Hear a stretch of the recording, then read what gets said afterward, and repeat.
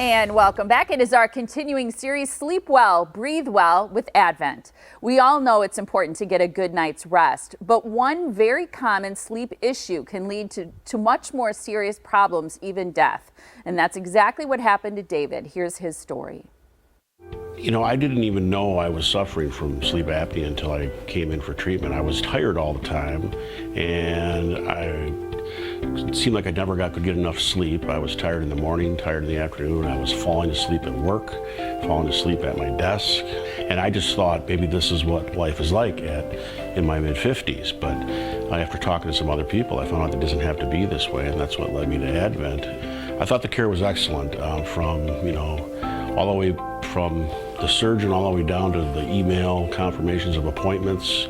Everything worked really smoothly and very efficiently. I started first with just a CPAP mask, and that made a big change for me because I was finally getting more efficient sleep. But it was also clear that I wasn't breathing through my nose very well, and was struggling to just breathe normally. And it was almost like bad eyesight in that this came on over years, and I didn't notice it until, they recommended the surgery and getting things cleared out.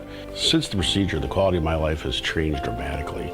I'm much more alert, I'm much more focused, I can do my job better, I don't have to sleep as much at night. I've gone from 9-10 hours a night down to 7, and I'm alert from the time I get up to the time I go to bed.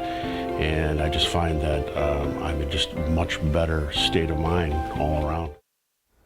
There are a lot of people like David. In fact, 80% of people living with obstructive sleep apnea are never diagnosed. Advent founder and CEO Dr. Madan Kandula is here to explain. Good morning to you, doctor. Good morning. It makes me sad to hear people like David talk about not just how tired they are, but just that they think it's something that they should accept, that it's part of getting older and that things aren't going to change. Do you hear that a lot? Yeah, all the time. And really, just like David, a lot of folks don't recognize how bad they have it until we flip the switch and all of a sudden they have the life that they're supposed to have. For many folks, just like David, it sneaks up on you. So it's gradually taking away something from your life. Quality sleep, which then leads to, daytime issues, which leads to other issues like diabetes and heart attacks and those sorts of things. And that's a ticking time bomb that's just ready to go off for many folks. And so, really part of the reason we want to do this series is to get the word out that you don't have to live like this, that there are options, and that, really getting on the other side of this is so important.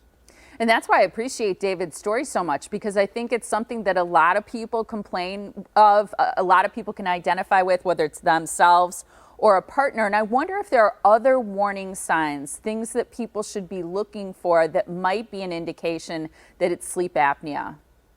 Yeah, there are many. I think, one, if you're tired during the day consistently, that's a common sign. But morning headaches, high blood pressure, really many things can kind of come back to this. So I guess what I would say is if you're suffering from issues during the day, or you're suffering from health conditions that may be connected to sleep apnea, think about what might be happening when you're sleeping at night. If you're snoring when you're sleeping at night and you have other issues going on, like I just mentioned, then I would almost flip it around to say you likely have sleep apnea unless proven otherwise. That's a good way to go about this, a good way to really get to the bottom line for a lot of folks, and a good way to put an end to the suffering for a lot of folks.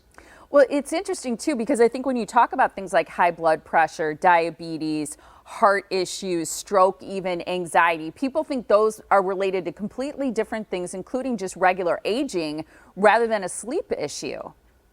Yeah, absolutely. I think most people don't understand the profound impact that these issues have.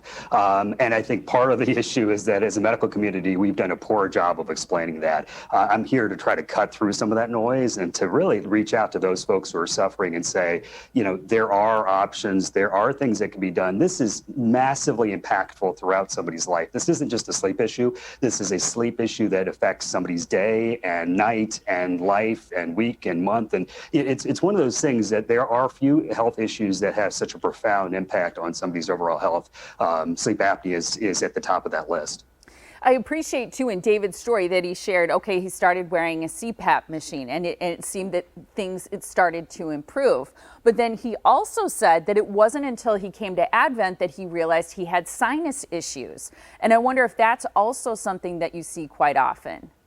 Yeah, very common. Just to play the odds, really 100% of folks who have obstructive sleep apnea have a throat issue. That's where the issues lie. 70 to 80% of those same individuals have a nose issue or sinus issue that's compounding that throat issue. And so if you don't start with the nose, if you don't get somebody's nose working first, sleep apnea treatments are an uphill battle. If you get somebody's nose treated first and then move on to the sleep apnea treatments, it can oftentimes, almost all the time, be a downhill battle. That simple change, which is why Advent exists, really, is what makes all the difference in the world.